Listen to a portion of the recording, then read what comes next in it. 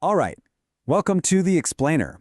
Today, we're going to dive into the spiritual philosophy of the 10th insight and lay out a kind of map for a hero's journey, a path of transformation that the Source says is really open to every single one of us. Okay, so let's just jump right in with a big question the Source wants us to ask about our future. When you look at the world right now, which camp do you fall into? Are you a pessimist or an optimist? Your answer, it turns out, might be more important than you think. And this slide, wow, it really lays it all out. The idea here is that humanity is basically polarized, torn between two very powerful stories.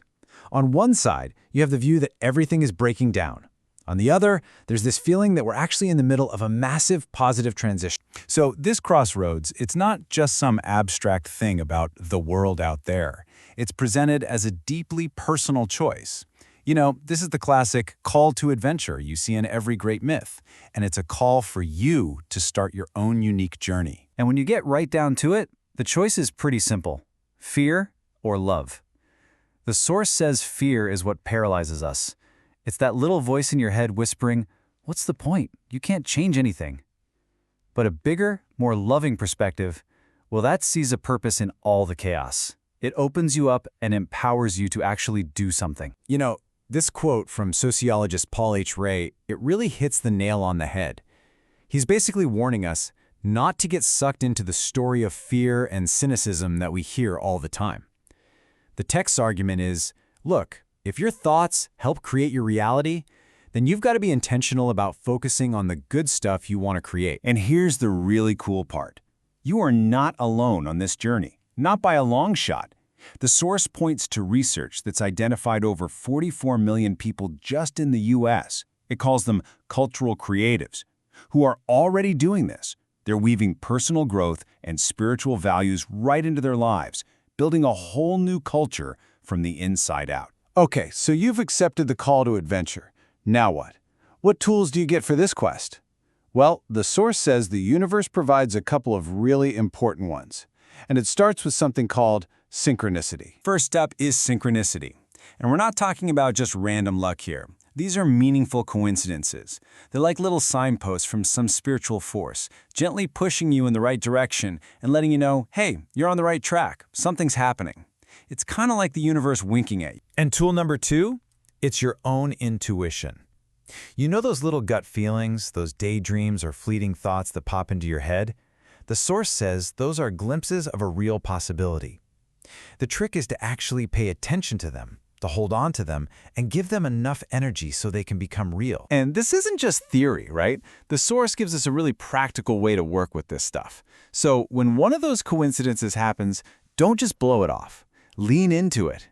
Ask yourself, okay, why this person? Why right now? Write it down. Think about what it could mean. And just stay open for more of those intuitive nudges while that energy is still buzzing. Right. Every hero's journey has its dragons to fight. And in this story, well, the biggest, scariest ones are the ones we carry around inside of us. And the absolute #1 dragon? It's fear. It comes from a worldview that makes us feel totally alone, like we're just random specks in a meaningless universe. This fear, it's the ultimate excuse. It's that voice that keeps us stuck, justifying why we don't even try to change or grow. So how does this fear actually show up in our day-to-day lives? This slide lays out what the Source calls control dramas. These are basically subconscious strategies we learn, usually as kids, to get attention and energy from other people. You've got the intimidator, the inquisitor, the victim, the aloof. Do any of these sound familiar? Be honest. And here's the kicker. These dramas, they're huge roadblocks. They totally drain our energy. And according to the Source, they actually block that flow of synchronicity we just talked about. As long as we're trapped in these old patterns, we literally can't get the guidance we need to find our real mission. But once you start seeing these dragons, once you start getting past them, that's when you can finally start finding the real treasure of the journey, your unique purpose, the very reason you're here. So the idea is that every single one of us comes into this life with what the Source calls a birth vision, a kind of deep knowing of what we're here to do. It's not something you have to go out and find, it's something you have to remember. But wait, before we go looking for it, we got to get rid of some old ideas that can actually get in the way. It's not some specific thing out there. It's not a single job title, and your life is absolutely not on hold until you figure it all out. Instead, the approach here is way more down to earth. To find your mission, look inside. What did you naturally love as a kid? That's a huge clue. See it as a theme, not a job. Maybe your theme is to bring beauty into the world. You could do that as a gardener, a painter, a chef, anything. And most importantly, find your purpose right now.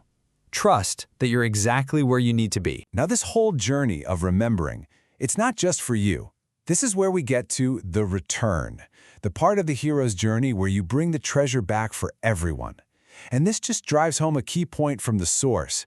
Your personal growth is part of a collective growth. So, the really big picture here is that as more and more of us do this inner work, we literally start to raise the energy of the whole planet. The source suggests this is all leading to something huge, blurring the lines between our physical world and the spiritual dimension, almost like bringing a piece of heaven down to earth. And that brings us to the most powerful idea of all. Your personal work, it matters on a huge scale. According to this philosophy, every single time you choose love over fear or work through one of your inner blocks, you're not just helping yourself, you're adding to a pool of positive, loving energy that helps everyone evolve. So, at the end of the day, what we've talked about here, it's a map. It shows a possible path from a world run by fear to one guided by love, from feeling powerless to remembering your purpose. But you know, a map isn't the journey. The only real question left is the one you have to answer. What is your very next step?